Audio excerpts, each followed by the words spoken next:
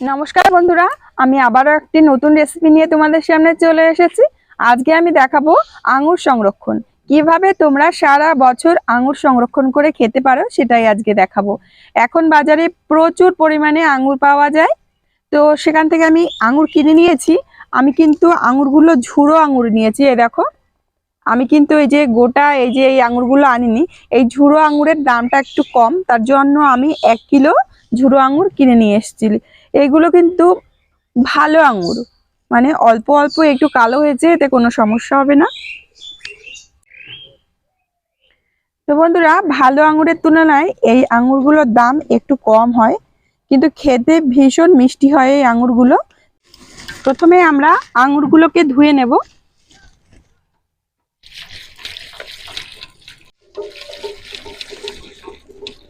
আঙুরগুলোকে ভালো করে ধুয়ে নিতে হবে, বাজারে ধুলোবালি থাকে এতে।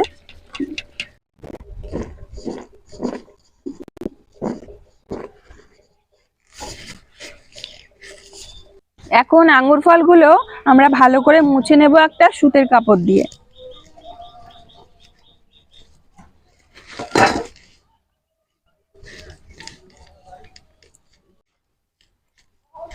ভালো করে মুছে নিতে হবে যাতে একটুও জল না থাকে।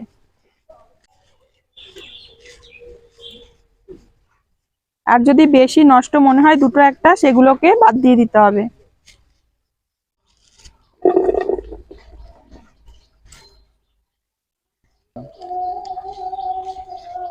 লবণ দেব, হলুদ দেব, জিরের গুঁড়ো দেব, ধনের গুঁড়ো দেব, লঙ্কার গুঁড়ো দেব। এবার দিয়ে দেব সরিষার তেল।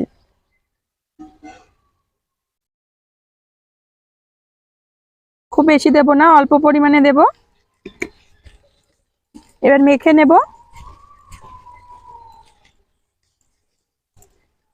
এবার আমরা কিছু গুঁড়ো মশলা তৈরি করে নেব।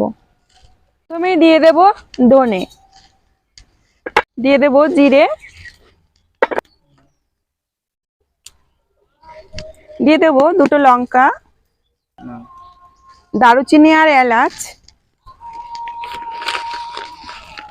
আর দিয়ে দেব কিছু পাঁচ ফোড়ন।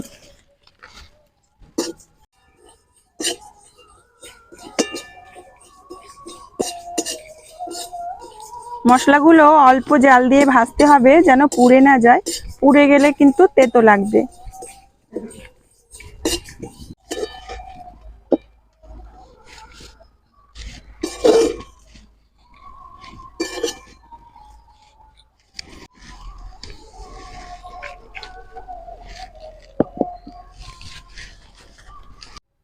কড়াইতে তেল দিয়ে দেব।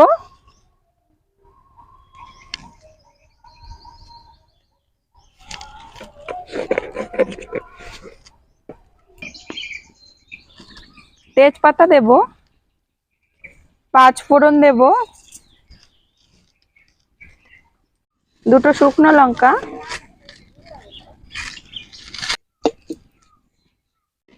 এবার দিয়ে দেব আঙুরগুলো।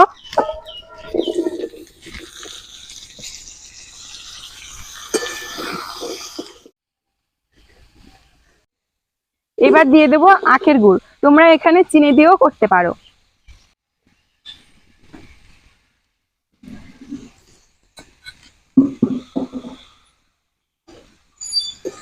তবে আখের গুড় দিয়ে করলে এর টেস্টটা খুব বেশি হয়।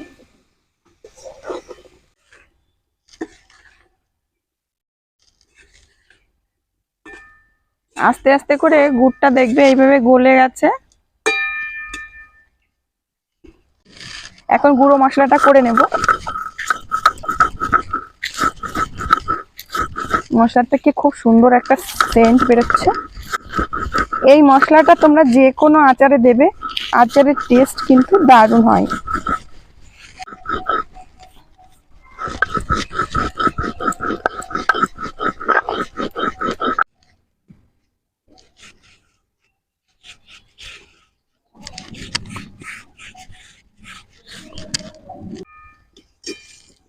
দেখো বন্ধুরা, গুড়টা কত সুন্দর গলে গেছে।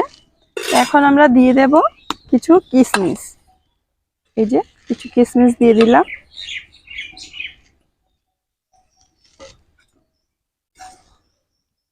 আরো কিছুক্ষণ জাল করে নেব, মানে এই ঝোল ভাবটা যাতে না থাকে, একদম শুকনো শুকনো হয়ে যাবে, তখন আমার নামাতে হবে।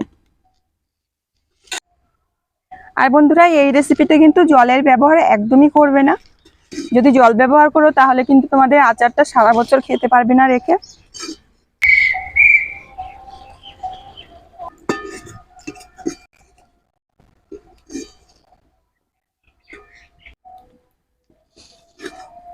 দেখো বন্ধুরা, আমাদের এই যে গুড়ের ঝোলটা, এটা কিন্তু একদম শুকনো শুকনো হয়ে গেছে। এখন আমরা দিয়ে দেব গুঁড়ো করে রাখা মশলা।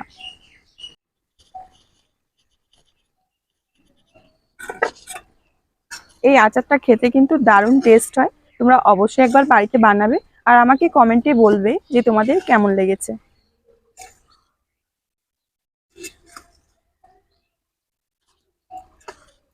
আমাদের আচার পুরোপুরিভাবে কমপ্লিট হয়ে গেছে, এখন নামিয়ে নেব।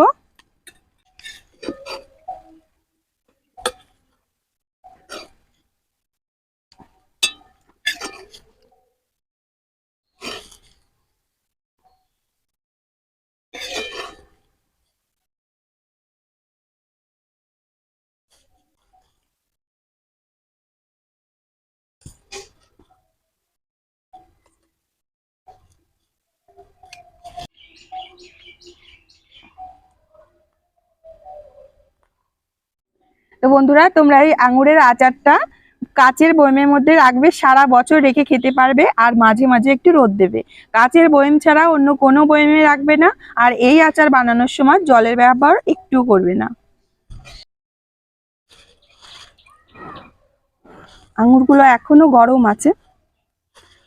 তো বন্ধুরা, তোমরা ভাবতেই পারো যে আমি এরকম পোশাক পরে কেন আজকে ভিডিও করছি। তো তোমরা জানো যে আমি ঠাকুরনগর মেলায় গেছিলাম। আমি একটা আমাদের গ্রামের আশ্রম, তো ওই হরি ঠাকুরের মঠে থাকি। আমি মৎস্যপে গেছিলাম, তো সেখান থেকে এসে আমি রেসিপিটা করছি। আর রেসিপিটা করে আমি আবার মৎস্যপে চলে যাব। এর জন্য শাড়িটা আর বদলাইনি, এই শাড়িতেই আমি বসে গেছি।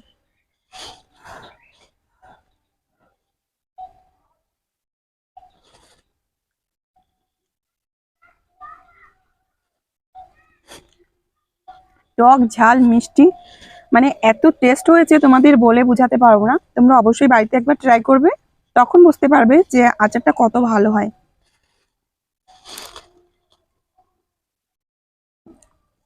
তো বন্ধুরা, আজকে এখানেই বিদায় নিচ্ছি। আবার আসবো নতুন একটা রেসিপির সাথে। সবাই ভালো থেকো আর সুস্থ থাকো। আমাকে কমেন্টে জানিও যে আজকের রেসিপি তোমাদের কেমন লেগেছে।